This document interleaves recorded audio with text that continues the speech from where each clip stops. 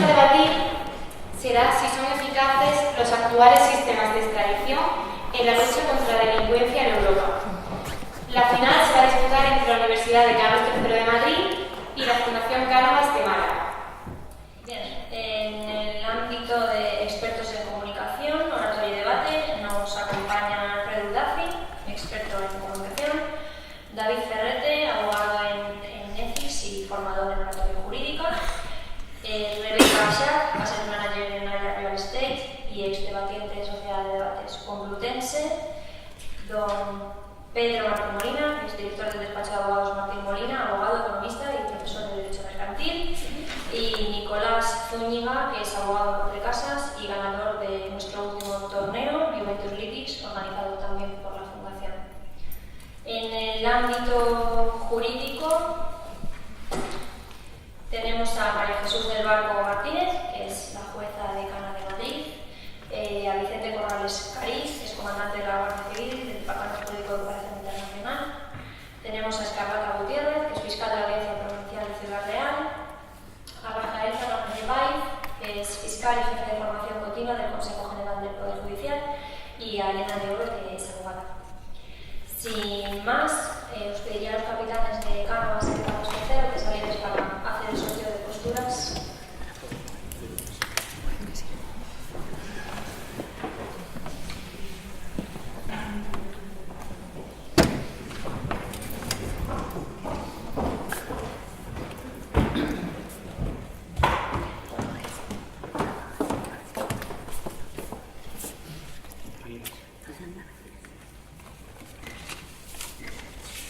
A Carlos III defenderá la postura en contra. Cánovas Fundación, a favor. Muchas gracias y suerte a ambos equipos.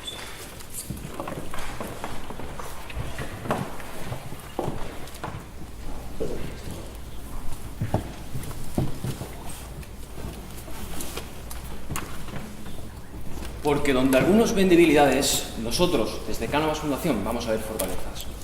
Muy buenas tardes, estimado jurado, estimado público. Mi nombre es Alejandro Pene. Junto con mi equipo vamos a responder con un rotundo sí a la pregunta que se nos plantea. ¿Son eficaces los actuales sistemas de extradición en la lucha contra la delincuencia en Europa? Antes de empezar a argumentar es necesario contextualizar la pregunta del debate. En el año 1957 se crea la extradición. Más tarde, en el año 1993, se asientan los tres pilares fundamentales de la Unión Europea, siendo concretamente el tercer pilar el de la cooperación judicial y el de la cooperación policial.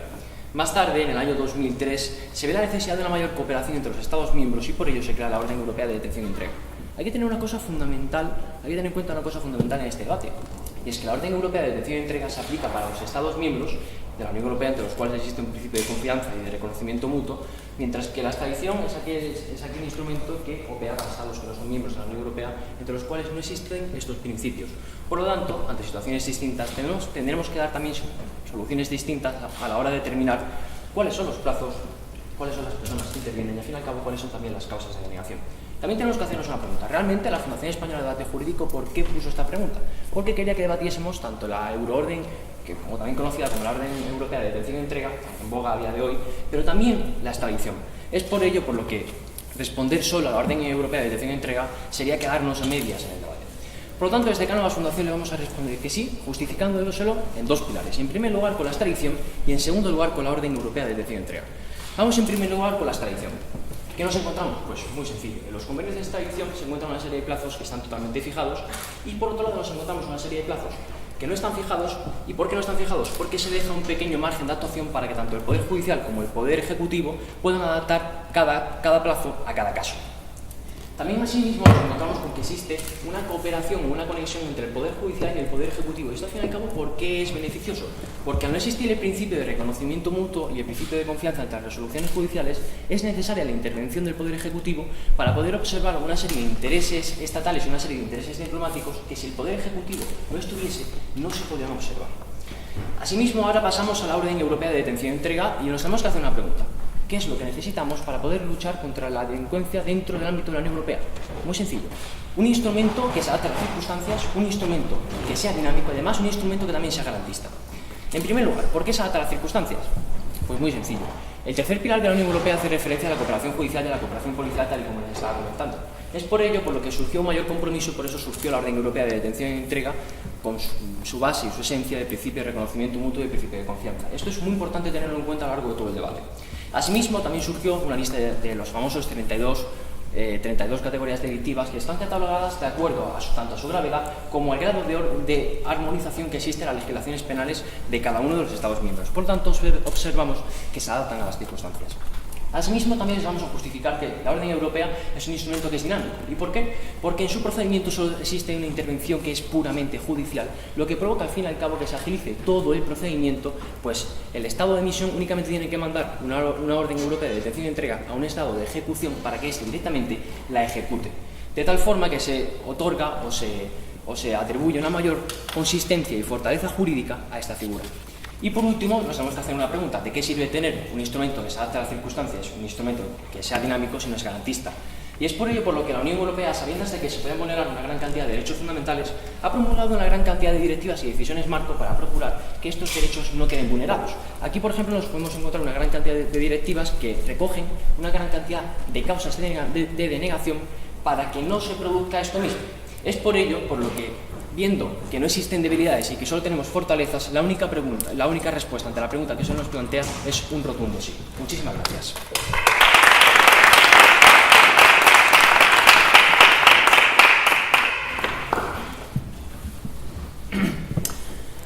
Buenas tardes, mi nombre es José Ángel y junto con mis compañeros de la Universidad Carlos III de Madrid nos abanderaremos la que era la máxima divisa de André Maurois, el exitoso ensayista y novelista francés. Él nos decía que todo lo que merece la pena ser hecho, merece la pena también ser bien hecho. Y esa es la razón por la cual hoy, desde el equipo de la Carlos III, defenderemos que los sistemas actuales de extradición en Europa no son eficaces. Y diremos que no son eficaces porque es que la decisión marco de 2002 sobre la euroorden no solo merecía la pena ser hecha, sino que también mereció la pena ser bien hecha. Pero bueno, en este punto corresponde contextualizar exactamente cuál es el marco jurídico en el que nos estamos moviendo. Fíjense, la decisión marco es el procedimiento por el cual se procede a la extradición de aquellas personas en la Unión Europea. Es el mecanismo de extradición que opera entre países de la Unión Europea. Esto es, la mayoría de países. Veremos que el resto de países europeos funcionan también por el convenio de 1957. Sin embargo, demostraremos a continuación en nuestras intervenciones que realmente este mecanismo no tiene tanto peso como para ser incluido dentro de lo que es el debate que nos trae hoy aquí a todos.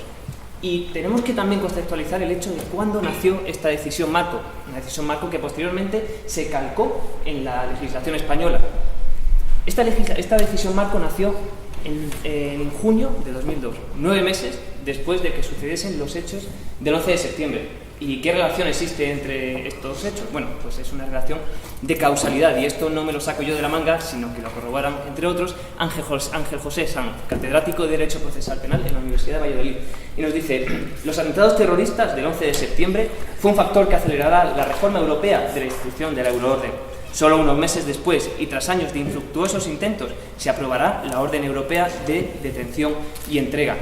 Veremos a continuación cómo la premura con la que se elaboró esta orden de detención y entrega hizo que ésta adoleciese de un conjunto de defectos de tremendo calado. Los dos principales fueron uno a nivel material y uno a nivel formal. Uno a nivel formal, ¿por qué? Porque vemos cómo realmente la decisión se tomó a partir del Ejecutivo, esto es el Consejo, sin pasar por el filtro del Parlamento Europeo, por no decidir elegido democráticamente. Esto se plasmó también a un nivel material. 32 tipos que operan automáticamente de una amplitud excesiva, unos tipos con una vaguedad que no pueden ser tolerados. ¿Y en qué traducimos todo esto? Bueno, se traduce en la tesis que defenderemos hoy aquí. Diremos que los sistemas actuales de extradición no son en ningún caso eficaces porque el texto original adolece de un conjunto de defectos que se traducen y que es la causa de que exista falta de confianza entre los países europeos. Y bueno, hemos estructurado esto en dos argumentos. Un argumento teórico y un argumento práctico. En primer lugar, en nuestro argumento teórico veremos cómo el texto legislativo tiene un conjunto de efectos que hacen que éste sea totalmente ineficaz. Nos lo decía el mismo Ángel José Sanz: los 32 tipos que se redactan en la decisión marco son excesivamente vagos, son excesivamente amplios, y existen diferencias en las legislaciones de un país con otro país. Además, en segundo lugar, en este sentido, vemos como la profesora de Procesal Penal de la Complutense, Marina Cedeño, corrobora que existe un conjunto de desconfianzas entre países europeos como para que se pueda llevar a cabo correctamente la ejecución.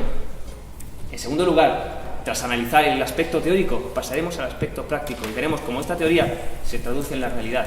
Se traduce en la realidad porque ¿cómo podemos decir que este sistema es eficaz cuando únicamente se ejecuta un tercio de las sobreórdenes emitidas? Un tercio. Solo se ejecuta un tercio. ¿Qué tipo de eficacia podemos comprobar aquí, según datos de la propia Comisión Europea? Además, hablaremos de ejemplos que todos conocerán. ¿Bajaremos a la realidad? Sí, hablaremos de Puigdemont. Veremos cómo realmente la eficacia pudo existir para contentar a todas las personas que lo exigían en el 11S o para callar titulares. Sin embargo, desde luego, no es eficaz para luchar contra la delincuencia en Europa. Muchas gracias.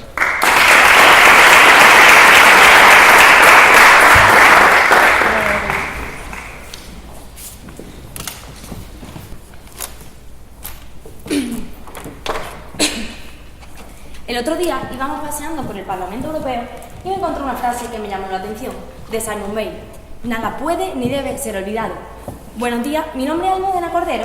¿Y cuál es el problema que estamos teniendo? Que el equipo contrario está olvidando que sí, existen dos figuras, la extradición y la euroorden. Además, también está olvidando que la euroorden es entre Estados miembros en lo que existe confianza y reconocimiento mutuo. Bien, para que puedan seguir bien la intervención, la voy a estructurar en dos partes. Primero voy a refutar los argumentos que no ha vertido el equipo contrario y segundo les voy a argumentar y a recordar por qué sí son eficaces. ¿Su pregunta, compañero? Dice usted que estamos olvidando uno de los dos mecanismos que hay de extradición en Europa. ¿Está usted segura que no hay varios decenas de más?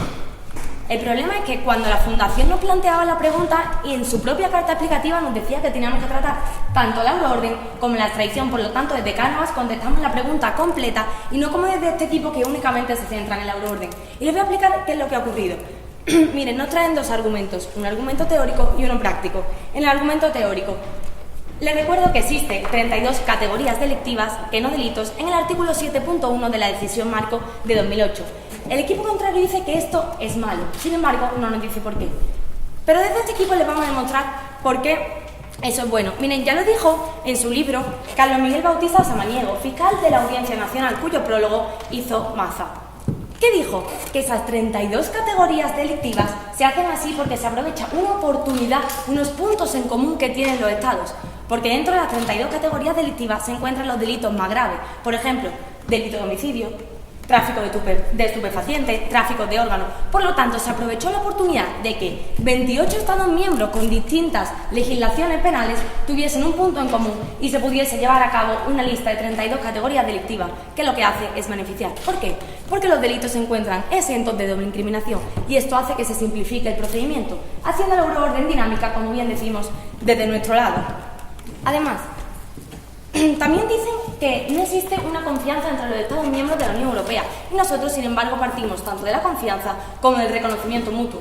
El equipo contrario nos tendrá que decir en qué basa su afirmación para decir que no existe confianza ni reconocimiento mutuo, ya que podemos ver que constantemente se están firmando directivas, decisiones marco, reglamentos. Eso significa que los Estados confían entre sí, confían en su ordenamiento jurídico. Por lo tanto, vemos que no hay otra respuesta que la a favor. Su pregunta, compañero. Dice usted que los 32 delitos enumerados son de extradición automática y ha mencionado expresamente el tráfico ilícito de estupefacientes. Ángel José Sanz, catedrático, nos dice qué sucede con aquellas conductas que no supongan tráfico, como el cultivo o la elaboración, con diferencias nacionales. ¿Saben cuál es la cosa buena de esto también? Que son categorías delictivas, como bien le he dicho. ¿Qué significa esto? Que los delitos son una especie de caja legal para que los jueces lo adapten a cada caso concreto y los jueces puedan estudiar si ese delito está contenido dentro de la lista o no, ya que si estos delitos fuesen acotados no podría hacerse así. Además nos dice que únicamente un tercio de las euroórdenes se ejecutan. Miren, el informe de la Comisión Europea más reciente dice que hubo 6.518 euroórdenes. ¿Cuántas se denegaron? 712. Pero ¿saben qué? Que el equipo contrario no quiere ver una cosa que es muy importante, que las que son denegadas no es porque sean problemas, sino porque existen causas de denegación, como les traemos en nuestro argumento, porque la euroorden es garantista. ¿Qué tipo de causas de denegación? Pues non bis in idem, indulto, sobreseimiento libre, cosas juzgadas. Esos son todas las 712. El equipo contrario nos dice que 2/3 no se ejecutan. Sin embargo, compañeros, creo que 712 frente a 6.518 no son 2/3. Bien, después de todo esto, ¿qué es lo que queda suficientemente claro? Que la extradición y la euroorden son eficaces. ¿Por qué lo es la extradición? Porque los plazos no están taxativamente fijados, sino que se deja para que el Ejecutivo y el Judicial lo adapten a cada caso concreto. ¿Acaso tiene España la misma confianza con Francia que con Turquía? Claro que no, porque no existe ni reconocimiento mutuo ni confianza. Por tanto, se le tendrá que dejar el plazo que estime necesario para estudiar el caso con Turquía, porque con Francia ya tiene ventaja. En segundo lugar, la euroorden. Hemos dicho que se adapta. ¿Por qué se adapta? Porque tiene reconocimiento mutuo y confianza. ¿Y esto donde se plasma? En la lista de las 32 categorías delictivas que, como hemos dicho, consiguen poner puntos en común de las distintas legislaciones para poder facilitar el procedimiento. Eso nos lleva a su vez a que el procedimiento sea dinámico. ¿Por qué? Porque únicamente incide el poder judicial, no el ejecutivo. En este caso no es necesario, tenemos reconocimiento mutuo y confianza. De esta forma se podrán garantizar los mismos derechos, la misma seguridad jurídica, pero en un plazo más breve. Por lo tanto, decimos que es eficaz. Y por último, porque es garantista. Como bien le hemos mostrado, existen directivas, decisiones marcos que están protegiendo derechos fundamentales, como por ejemplo la asistencia jurídica gratuita. Por lo tanto, se adapta, es dinámica, es garantista y por supuesto es eficaz. Muchas gracias.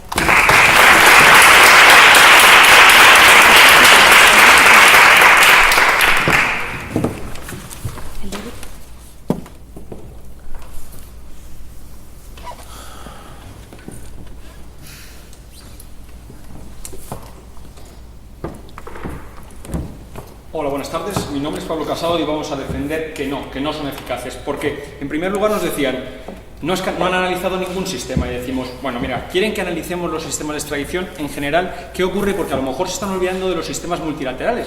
Este convenio, por ejemplo, esta decisión marco, permite hacer convenios multilaterales entre distintos países, pero esto no lo entran a valorar porque lo único que les interesa es la extradición. Pero yo digo, ¿por qué les interesa la extradición? Y hablaban de plazos fijados. Y digo, plazos fijados, si el plazo de la extradición es más de un año. Entonces, no entiendo, sigo sin entender por qué les interesa este sistema.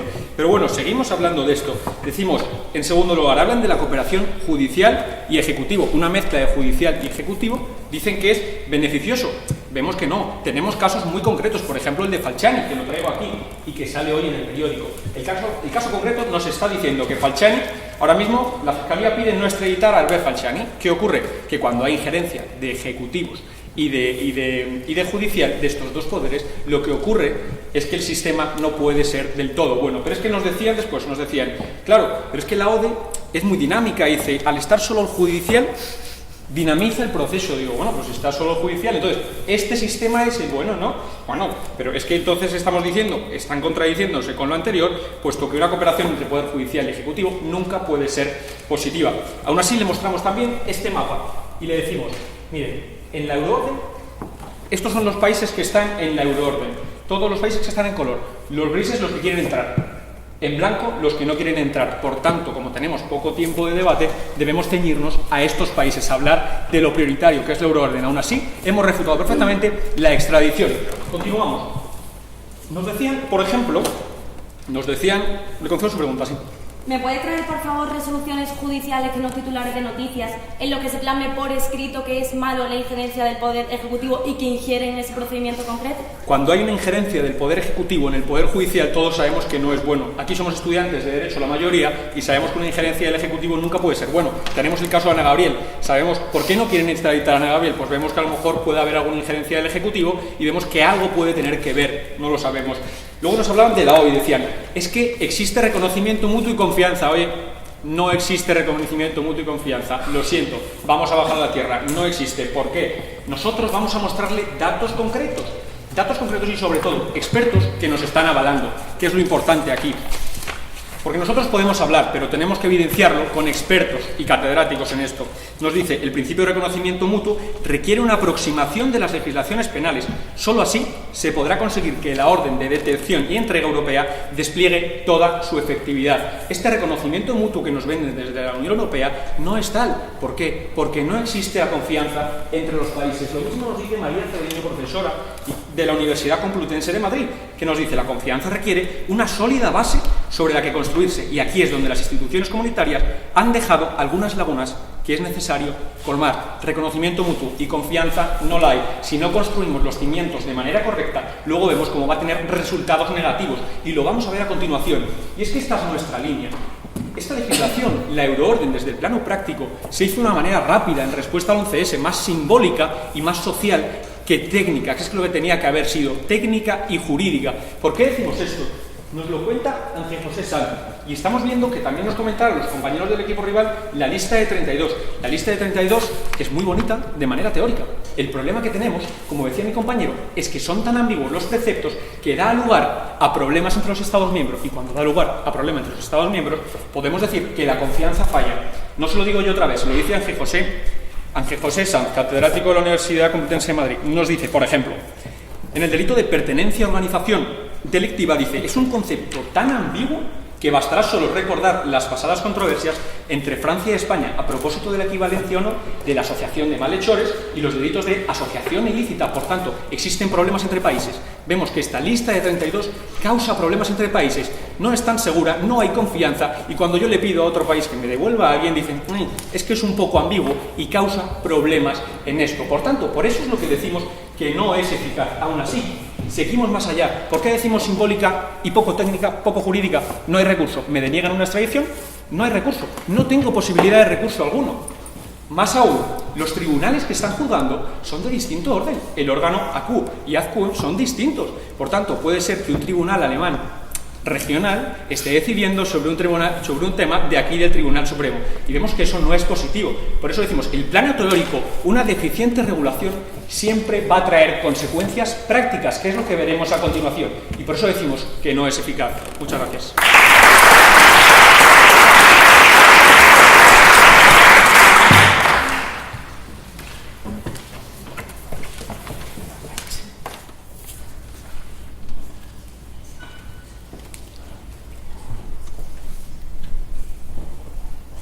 Bien, pues solía decir Marie Curie que nada debe ser temido sino solamente comprendido, y por lo que estamos viendo la Carlos III estaba temiendo bastante de nuestra línea argumental, puesto que no quieren debatir en ningún momento la extradición. Ya les hemos dicho que la extradición entra en el debate, ellos siguen R, que R con lo mismo, no vamos a entrar en ese debate. Por lo tanto, ¿qué es lo provisional en este debate? Pues muy sencillo, que hay que debatir tanto la Orden Europea de Detención Integral como la extradición, y nos lo vamos a reiterar más veces. No obstante, si vamos a entrar a ver cuáles son los argumentos del equipo contrario, pues es necesario ver que tenían dos argumentos, el cual el segundo han olvidado en esta intervención y no lo han vuelto a sacar. Por lo tanto, entenderemos que solo tienen un argumento con una consecuencia, que ya le hemos dicho que ese tercio de ese dato que nos han sacado no se corresponde con el informe de la Comisión Europea. Un segundito y ahora le contesto su pregunta. En primer lugar, nos decían que existen una serie de defectos y que existe un fallo conceptual y que es un fallo formal porque existe en el ámbito teórico. Y nos dicen que existen 32 delitos que son ambiguos. Bien, lo primero que le decíamos, como bien le decía mi compañera María, no son 32 delitos, son 32 categorías delictivas que son cajas legales per se. ¿Y por qué esto es importante que sean categorías delictivas y no sean delitos? Porque es una oportunidad para que todos los Estados miembros puedan luchar contra la delincuencia. ¿Y por qué? Porque somos conscientes de que a día de hoy existe una nueva armonización legislativa en el ámbito penal de todos los Estados miembros. De hecho, es que si existiese una armonización legislativa penal completa, existiría un código penal europeo y además no sería necesario debatir esta pregunta. ¿Por qué? Porque todo estaría resuelto, entonces no tendríamos ningún problema. No obstante, le voy a hacer referencia a ese punto, y es que curiosamente la cuestión prejudicial 29 de junio de 2017 establece que el principio general es extraditar, mientras que la excepción es denegar la extradición. Y por lo tanto estamos viendo que a pesar de que puede existir una vaguedad o una ambigüedad de categorías delictivas, que ya les estoy diciendo que se lo hemos refutado puesto que no es así, estamos viendo que el principio es extraditar y que da igual esa normalización de legislaciones penales, porque al fin y al cabo lo importante que es luchar contra la delincuencia. ¿Lo estamos consiguiendo? Sí, se lo estamos demostrando desde la Fundación, desde la Carlos III, realmente no. Muchísimas gracias. ¿Cómo explica usted entonces los plazos fijados? ¿Cómo relaciona los plazos fijados de la extradición con la eficacia cuando realmente en la práctica la media para extraditar es más de un año? Bien, perfecto. Es que aquí usted está confundiendo los plazos de la extradición con los plazos de la Orden Europea de Detención y Entrega. ¿Por qué los plazos de la extradición son más amplios? Pues muy sencillo. Porque entre los Estados que no son miembros de la Unión Europea no existe un principio de reconocimiento mutuo y por tanto es necesario observar una serie de cositas, una serie de criterios diplomáticos que no es necesario observar en la Orden Europea de Detención y Entrega. Por eso la Orden Europea de Detención y Entrega existe un principio de reconocimiento mutuo, es mucho más fácil mirarlo y los plazos están más acotados. Aquí respondo entonces a su pregunta. Respecto a su segundo argumento, el práctico realmente no tiene nada, nos sacaban un dato de un tercio que no evidencia, y desde acá a la Fundación le decimos que no es un tercio, sino que son 6.518 órdenes europeas de detención y entrega que han sido emitidas, de las cuales 712 han sido denegadas, y entre las denegadas nos podemos encontrar que son todas por causas de denegación. Y además es el propio Carlos Bautista el que nos establece que existe una gran cantidad de delitos, tal y como establece el informe de la Comisión Europea en el año 2011, que son los siguientes, y ojo al caso, porque nos dicen que se han emitido una gran cantidad de órdenes europeas de detención y entrega por casos muy curiosos: el hurto de una gallina, el hurto de un cochinillo, el hurto de 2 botellas de cerveza, el traslado de 11 kilos de pescado sin autorización. Entonces, ¿qué hacen al fin y al cabo todos esos casos? Engordar la cifra de órdenes europeas que son denegadas. Pero como ya les estoy diciendo, el informe de la Comisión Europea del año 2011 se dice que existe un uso abusivo de la orden europea de detención y entrega respecto a casos que son muy leves y casos que al fin y al cabo no tienen ninguna incidencia, pero que los Estados tienen que perseguir. Por tanto, su dato sigue en el aire, no queda en el debate. No obstante, voy a recoger una serie de cuentas pues son importantes. En primer lugar, respecto a lo del caso Falciani, nos sacamos un titular de un periódico. Segundo, nos decía que existía injerencia del gobierno, nos decía que era la Fiscalía la que no quería extraditar a Falciani. Bien, digamos usted qué relación hay entre la Fiscalía y el Poder Ejecutivo aquí dentro de lo que llega a ser un proceso judicial. No tiene ningún sentido, y al fin y al cabo es una teoría conspiratoria que no llega a materializar el equipo contrario. Por otro lado, también nos decía, es que el equipo contrario no sabe diferenciar entre independencia judicial y la no injerencia del Poder Ejecutivo entre el Poder Judicial. Yo le digo que lo que ustedes no saben diferenciar es cooperación judicial y del Poder Ejecutivo junto con una superposición de poderes. A día de hoy, en la extradición existe esa cooperación judicial y esa conexión existente entre ambas figuras, que es muy importante y que por eso hacen que la extradición sea eficaz. Segundo punto, nos están diciendo que porque existe un problema, un caso concreto, todo es ineficaz. Y eso es una falacia y ustedes lo saben perfectamente. Respecto a otro punto, nos dicen, es que no existe a día de hoy un recurso. Yo les digo dos cosas. En primer lugar, me parece bien que no exista un recurso porque en el caso de existir un recurso, los Estados miembros lo que pueden hacer es dilatar poquito a poco todos los procesos, haciendo al fin y al cabo que los plazos no se cumplan y frustrando así entonces el objetivo que es la lucha contra la delincuencia. Y por tanto, vemos que si ponemos una serie de instrumentos, los Estados harían un uso abusivo del mismo. Y por otro lado también tenemos que se puede plantear una propia cuestión prejudicial. Es verdad, no se puede interponer recurso, pero sí que se puede plantear una cuestión prejudicial. Por lo tanto, esto es muy sencillo y desde la distancia, desde lo cercano, hemos demostrado que sus dos argumentos han quedado refutados y los nuestros argumentados. Muchísimas gracias.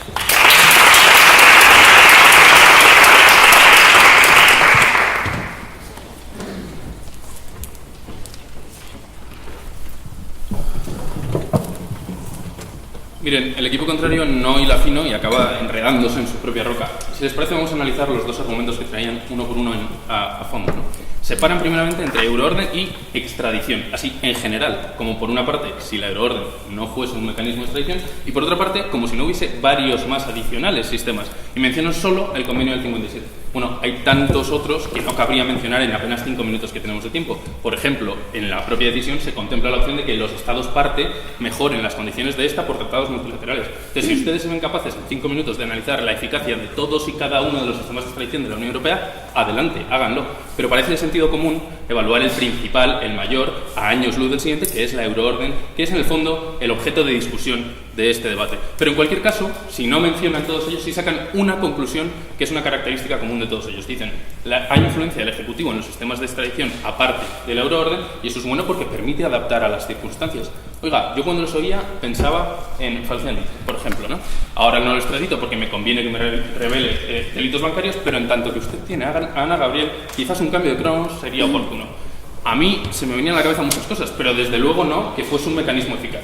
Y luego ya entraban a analizar la euroorden, de la cual señalaban 3 características, y enseguida le concedo la palabra. En primer lugar, decía que se adapta a las circunstancias también. Oiga, ¿no decían ustedes que la adaptación a las circunstancias venía por la injerencia del Ejecutivo? Precisamente lo que distingue la euroorden es que no hay injerencia del Ejecutivo. Entonces, ¿cómo salvamos esta contradicción? Entonces, ¿es eficaz cuando hay injerencia? ¿Es ineficaz cuando hay injerencia del Ejecutivo? Pues no queda claro cómo salvan esta contradicción. Pero en cualquier caso, una segunda característica común de la euroorden que aumentaba su eficacia según el equipo contrario era que era una intervención solo judicial, lo cual a priori es cierto, y esto es lo más peligroso, que son las medias verdades, ¿no? Porque efectivamente, si funcionase así, lo sería un mecanismo eficaz, pero es que no ocurre eso. Hemos visto que los 32 tipos penales de extradición automática no son tales, porque no hay una equiparación, están tan vagamente definidos en apenas una nomenclatura, una línea, delitos de terrorismo. Muy bien, ¿y qué es para el ordenamiento español un delito de terrorismo? Porque quizás la definición que tenga el ordenamiento, digamos, de Luxemburgo puede ser contrario. Entonces, no es automática, en absoluto. ¿Y qué ocurre con los demás que no son de esta lista de 32? Pues que de nuevo tampoco llevan a una doble incriminación con todos los requisitos de, precisamente, equivalencia, ¿no? Nos dice, por ejemplo, Antonio Cuerda, catedrático de Derecho Procesal Penal, que dice: la ley indica que la entrega podrá supeditarse al requisito de la doble incriminación, pero nada dice sobre los criterios que deben guiar al juez para exigir o no esa doble incriminación. Entonces, ni los 32 ni el resto son eficaces a la hora, efectivamente, de llegar a una resolución favorable a la extradición. ¿Su pregunta era? Por segunda vez, ya que su compañero no me ha contestado, ¿me puede traer resoluciones judiciales que no noticias ni hechos en el aire, lo que se plasme por escrito? Que hay injerencia del poder político y que encima esa injerencia es mala y hace la figura ineficaz. Mire, no se la puedo traer por una razón, porque no la hay.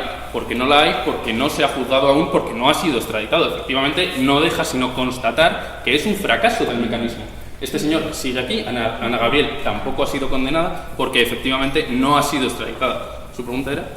Ya que hablaban antes de que hay que aproximar legislaciones, por favor, ¿me puede decir si poner de acuerdo 28 ordenamientos jurídicos para crear 32 categorías delictivas no es aproximar legislaciones penales, por favor? Bueno, si así se hubiese hecho en el principio, habría sido efectiva. El problema radica precisamente ahí, y usted lo ha detectado bien, que en el origen se hizo rápido, se hizo en 9 meses, después de decenas de tratar de superar convenios uno tras otro para mejorarlo, después del 11 de 2001 se trató de dar un golpe de efecto.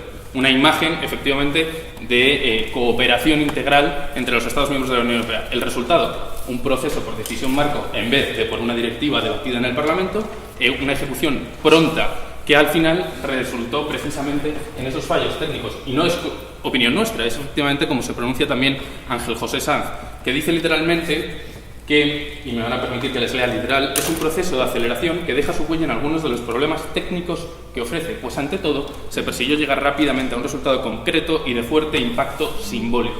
¿Qué venimos a decir entonces desde el equipo de la Carlos III? Bueno, que por este origen defectuoso, efectivamente, técnicamente, jurídicamente es precaria, y eso da lugar a que en su aplicación práctica, de nuevo, sea efectivamente un sistema de extradición que no es eficaz. Pero incluso en los más flagrantes casos, miren, Bélgica ignora la euroorden y deniega la extradición de 4 terroristas pertenecientes a la banda ETA. Bueno, este es un delito de los 32, por cierto, delito de terrorismo sin más. Pero efectivamente el juego de esas definiciones hace que acaben por no extraditarse. Y les traigo últimamente el gráfico de fuente de la propia Unión Europea que distingue las euroórdenes emitidas por España y las efectivamente ejecutadas. Hay un salto de más de 400 cuando se ejecutan apenas 100. Esto quiere decir que más del 80% de las emitidas no son ejecutadas. ¿Es un mecanismo eficaz? Pues evidentemente no. Gracias.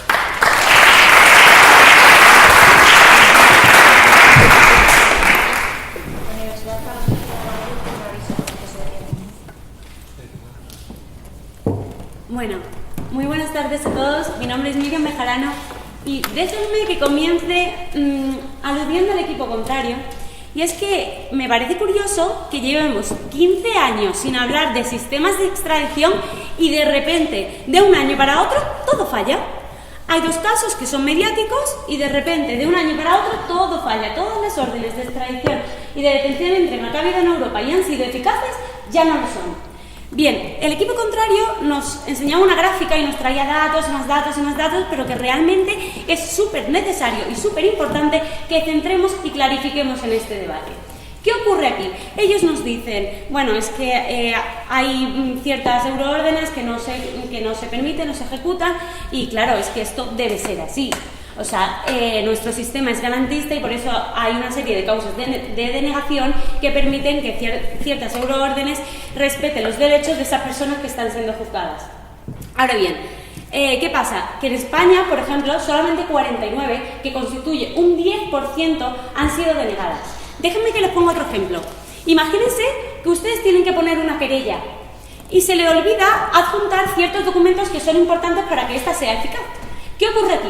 Que esto se anula, es decir, esta no permite que sea válida, pero se contabiliza. Entonces, el número realmente no es cierto, porque es que hay un montón de euroórdenes que son contabilizadas como ineficaces cuando realmente el documento como tal no está siendo válido. Muchísimas gracias.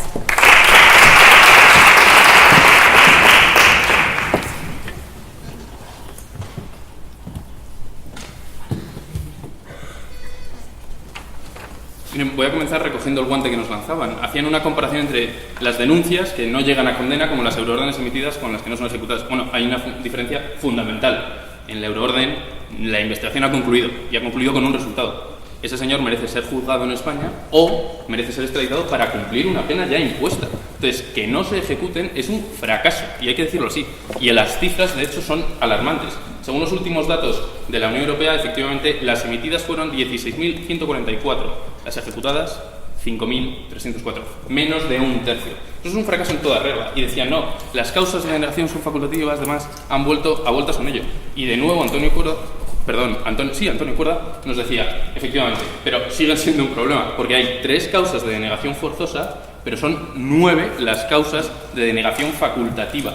La autoridad tiene en su mano el tremendo poder de decidir si entrega o no a una persona cuando concurra alguna de las 9 causas de denegación facultativa, y la ley nada dice acerca de los criterios que deben determinar una resolución favorable a la entrega, de nuevo, igual que habíamos visto anteriormente.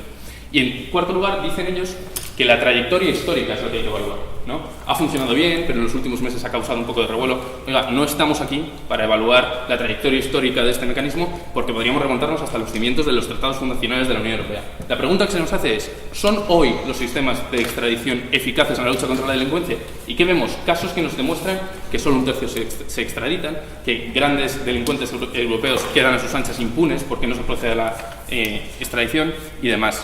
Única conclusión, pues que no son sistemas eficaces. Gracias.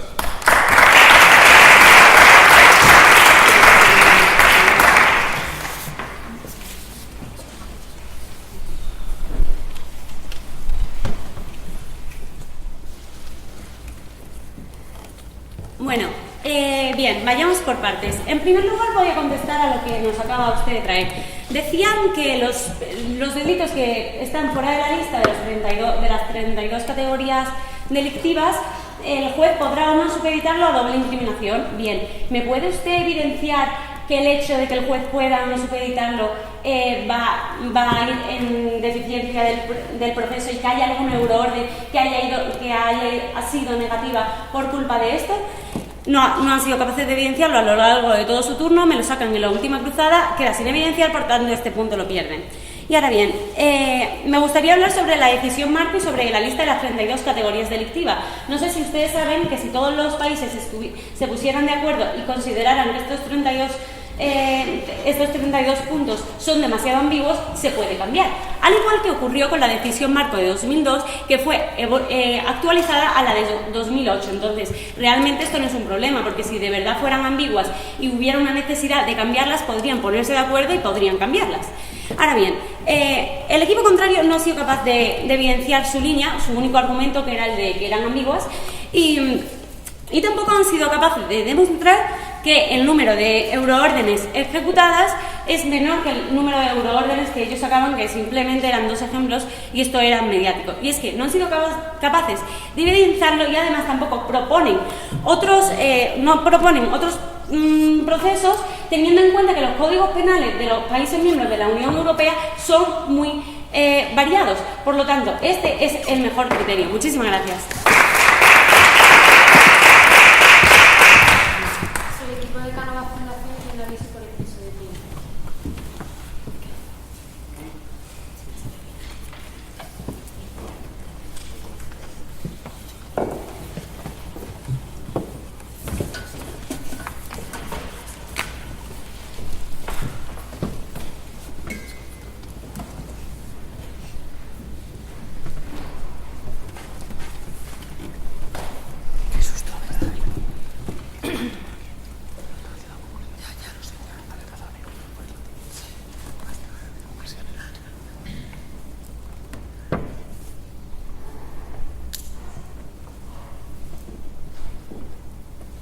Mire, de nuevo, no seré yo quien deje una pregunta suya sin responder. Me decía, ¿me puede usted evidenciar que un caso en el que la doble incriminación haya mermado la eficacia del euroorden? Claro, yo pensaba, hombre, Alemania, un concepto de violencia, apreciar, no apreciar, y digo, pues igual tenemos uno reciente, ¿no? Y es que efectivamente, y permítame que siga explicando, el criterio este de doble incriminación, que por otra parte no decimos nosotros, sino que ya señalan catedráticos, que es desajustado con el fin de la euroorden, que no es otro que la extradición, pues no conlleva estos problemas precisamente por la ambigüedad con la que se quedan redactados los 32 automáticos y con la disparidad de ordenamientos para los otros dos los otros delitos sujetos a esta doble incriminación. Entonces, ¿qué venimos a decir? Reiteramos desde la Carlos III que el mecanismo, como idea, era buena, efectivamente, pero lo que merece ser bien hecho, y no se hizo bien. Después de decenas de años tratando de llegar a un punto, en apenas 9 meses se ejecutó por una decisión marco que, como saben, es del Ejecutivo, ni siquiera del Poder Legislativo, y esos efectos conllevaron efectivamente a una falta de tecnicidad jurídica, a un fallo en el mecanismo propio que impide que sea eficaz per se, y luego los resultados así lo demuestran. Y pensamos nosotros en la cifra de solo 1/3 ejecutadas, el caso de Puigdemont, de Comín, de Puig, de Serret, de los etarras, las órdenes emitidas por España frente a las ejecutadas. En definitiva, todo lleva a un relato que nos lleva a concluir que no son sistemas de extradición eficaces. Muchas gracias.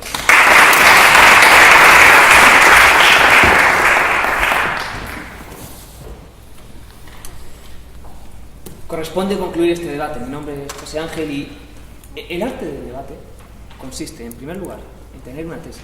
En segundo lugar, en defender y establecer tu línea argumental. Y en tercer lugar, en refutar los argumentos de nuestros rivales. Nuestros compañeros de Cánovas no han hecho ninguno de estos 3 puntos y yo voy a pasar a explicar por qué. En primer lugar, carecían de tesis, una tesis que no nos ha aplicado en ningún momento durante nuestro debate y que no han desarrollado en ningún caso. En segundo lugar, comenzaban con su línea argumental, o al menos los datos que nos han dejado. Nos hablaban de la extradición en primer lugar. 2 refutaciones han venido de este lado contra esto. En primer lugar, una falta de peso. Nos estaban exigiendo que en los 40 minutos que dura este debate analizásemos convenios bilaterales y todos aquellos que operan dentro del marco de Europa. Nosotros nos hemos tenido a la realidad actual y hemos visto cómo realmente importa y nos concierne la euroorden. Pero no solo nos hemos quedado aquí, no. Hemos ido un paso más allá y hemos refutado lo que nos estaban diciendo. Y hemos dicho, fíjense, en el caso, por ejemplo, de Falcini o de Ana Gabriel, hemos visto cómo esa injerencia política que ustedes nos vanagloriaban realmente no lo era tal. Y nos preguntaba nuestra compañera Montilla, nos decía, denos una sentencia, denos un hecho real. Y le decíamos nosotros, no podemos, pero no podemos porque es que los sistemas no son eficaces. Usted misma se ha dado cuenta en ese punto. Una vez visto que el sistema de extradición, primero, no aplica y en segundo lugar, no es eficaz, vemos como la euroorden tampoco lo es. ¿Y por qué podemos ver esto? Fíjense, nos decían que se adaptaban a las circunstancias. Y aquí caían en una pequeña contradicción. ¿Por qué? Antes nos decían que era bueno que hubiese injerencia y después nos decían que no era bueno. Aquí, desde este lado, lo hemos denunciado y nos decían, nos están trayendo datos. Es que efectivamente, para ver si algo es eficaz, hay que acudir a los datos, cosas que ustedes no han hecho. No hablaban de que eran garantistas y que había posibilidad de denegación. Claro, 9 causas de denegación facultativa que permiten a los jueces arbitrariamente decidir si sí o si no. ¿Qué clase de eficacia hay en la arbitrariedad? Y en último lugar nos hablaban de reconocimiento mutuo que hemos refutado aludiendo a Ángel José Sanz. Y fíjense, una vez que hemos visto que realmente su línea argumental cae, hemos visto como realmente tampoco han refutado la nuestra. ¿Y dónde hemos visto esto? Bueno, hemos primero esbozado un argumento teórico. Hemos visto como desde el primer lugar era totalmente simbólico. Hemos visto una lista de 32 delitos totalmente ambigua, avalado por catedráticos. Hemos visto como falta confianza con Marina Cedeño y hemos visto como falta un recurso frente a lo cual ustedes no han dicho nada. Y en segundo lugar, hemos visto cómo esto se transpone al ámbito práctico. ¿Cómo? Antonio Cuerda, fíjese, nos dice que el juez tiene arbitrariedad a la hora de elegir. Frente a esto, no ha habido respuesta por su parte, no ha habido refutación. Le hemos traído las cifras, datos, pues sí, las cifras, y los datos es que 1/3 de ellos no se ejecutan. Hemos visto también como en las órdenes ejecutadas en España, vemos como el 80% se quedan fuera, y hemos visto en último lugar casos como los etarras, como en Bruselas, como en Francia. Hemos visto cómo la realidad nos da la razón en este sentido. Y quería terminar con la pregunta que nos lanzaba nuestra compañera. Fíjense, nos preguntaban por un caso en el que la doble incriminación no hubiese funcionado. La realidad, hoy, ayer, nos da la razón y nos dice que no son eficaces. Muchas gracias.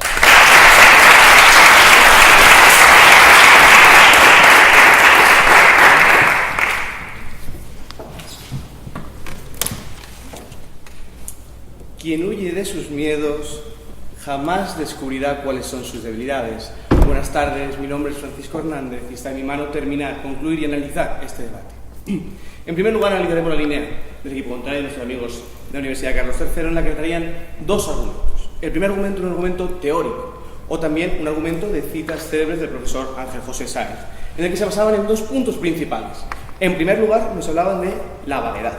Respecto a la vaguedad, les preocupaban las categorías delictivas, cosa que empezaba a explicar mi compañera Almudena, que les decía que específicamente porque eran categorías delictivas, hacían que todos los códigos penales de los distintos países pudieran ponerse en consenso y cooperación para dar esta eficacia. Y esto se lo demostraba posteriormente mi compañero Alejandro, demostrándole esta efectividad. Y en segundo lugar hablaban de una desconfianza que salía pero no explicaba. Les pedí a mi compañera Almudena que nos demostraran esta desconfianza en estados, cosa que no ha salido a lo largo del debate.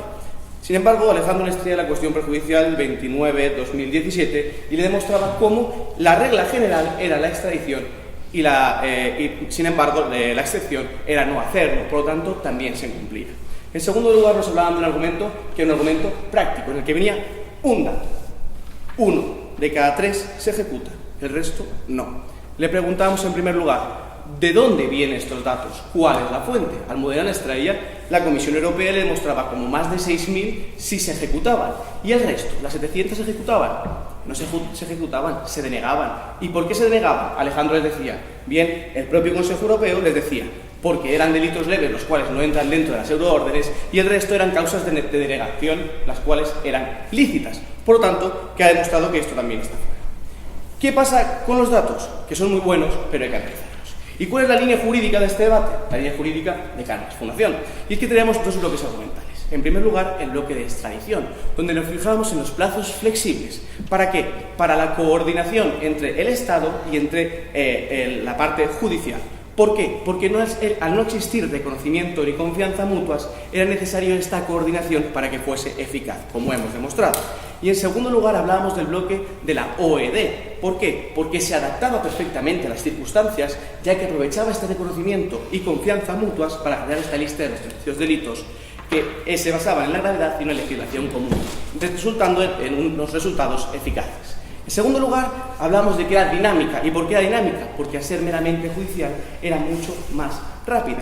Y esto daba una fortaleza y una consistencia jurídica que sin ella no tendríamos. Y en tercer lugar, traemos una idea que era la garantista. ¿Por qué? Porque tampoco podemos perder de vista, estando en la Unión Europea, las garantías procesales y los derechos humanos de los detenidos. Cosa que hemos demostrado con la multitud de evidencias, de directivas y de decisiones marco. Por lo tanto, no hay que temer, hay que enseñar, hay que entender y hay que comprender. Muchas gracias.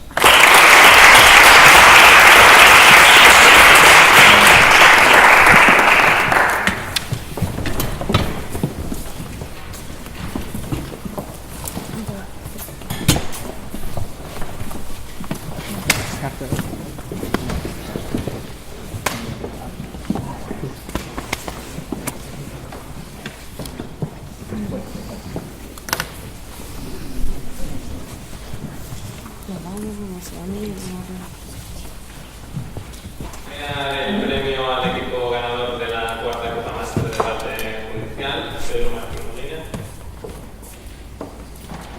Y en la final de la cuarta Copa Máster de Debate Judicial se han enfrentado el equipo Cánovas Fundación de Málaga y el equipo de la Universidad Carlos III de Madrid. Y el ganador de la cuarta Copa Máster de Debate Judicial y campeón, por tanto, de debate jurídico en España es la Universidad Carlos III.